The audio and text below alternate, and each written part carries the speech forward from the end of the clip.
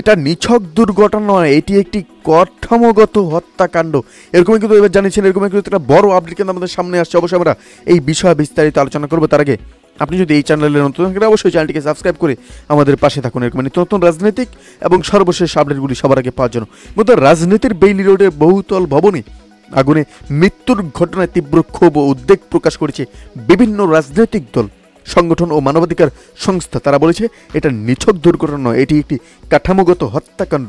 এ ঘটনায় হতাহত ব্যক্তিদের পরিবারকে ক্ষতিপূরণ দেওয়ার দাবি জানায় তারা। আজ শুক্রবার পৃথক সংবাদ বিজ্ঞপ্তিতে এই ক্ষোভ প্রকাশ করা হয়।